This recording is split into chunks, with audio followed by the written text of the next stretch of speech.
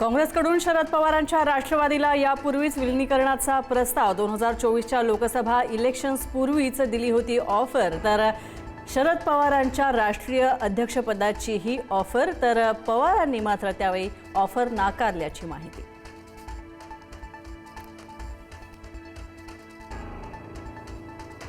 नाना पटोले आणि विजय वडेट्टीवारांची प्रदेशाध्यक्ष हर्षवर्धन सपकाळांच्या विरोधात पक्षश्रेष्ठींकडे तक्रार। विधान परिषद निवडणुकीमध्ये विश्वासात न घेता उमेदवारी दिल्याची तक्रार।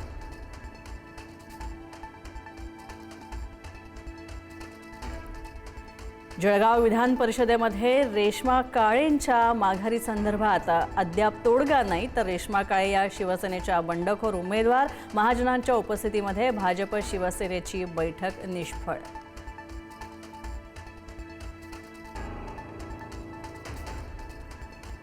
राम मंदिराच्या दानपेटीतून 5 कोटींचा अपहार करणारे अतिरेकी कोण? राऊतांचा सवाल। परंतु ज्याने मंदिराला विरोध केला त्याने बोलायची गरज नाही, नवनाथ बंद यांचं प्रत्युत्तर। तर संबंधित लोक खूप प्रभावशाली, नाव घेतलं तर अडचणीत येईल, बृजभूषण सिंहांचं वक्तव्य।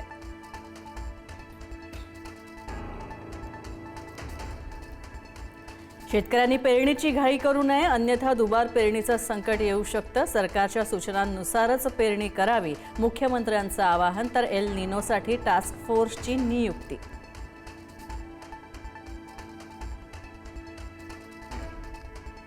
वारंवार कर्जमाफी मिळालेल्यांना 2 लाखांपर्यंतच कर्जमाफी मिळणार, तर 40 लाख शेतकऱ्यांना काहीही न भरताच कर्जमाफी मिळेल, मुख्यमंत्र्यांचं आश्वासन। कर्जमाफी मागे कुठलाही राजकारण नाही, मुख्यमंत्र्यांची माहिती।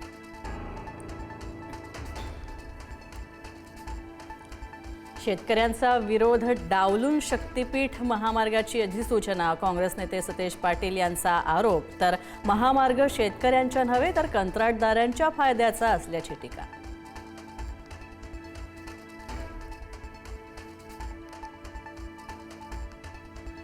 सोलापूरच्या बार्शीमध्ये मुख्याध्यापकाची कुटुंबासह सामूहिक आत्महत्या। शेअर मार्केटमध्ये नुकसान झाल्यानं उचललं टोकाचं पाऊल। 2 मुलं आणि पत्नीला संपवून मुख्याध्यापकाची आत्महत्या।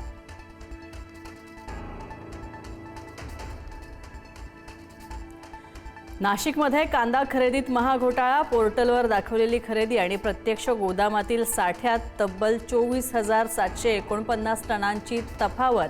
सप्टेंबर 2025ला अहवाल देऊन सुद्धा कारवाई नाही।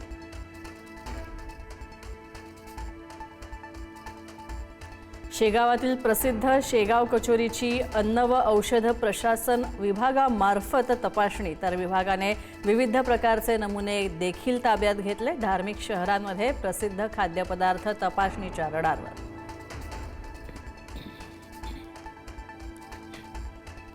गुटखा विक्री प्रकरणात आता मकोका लावणार, अन्न व औषध प्रशासन आयुक्त तुकाराम मुंढेंचा इशारा।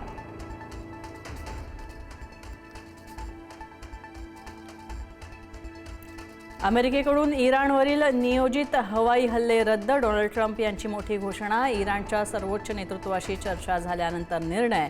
तर अंतिम स्वाक्षरी होईपर्यंत इराणची सागरी नाकेबंदी पूर्णपणे लागू, ट्रम्प यांचा इशारा।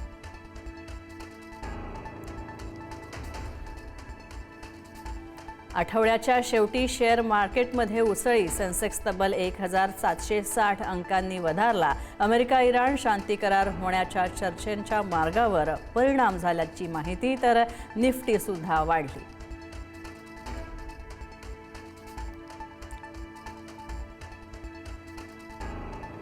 भारताचे दिग्गज नेमबाज जसपाल राणा यांचं निधन। वयाच्या 49व्या वर्षी घेतला अखेरचा श्वास। म्युनिकहून परत येत असताना प्रकृती बिघडली।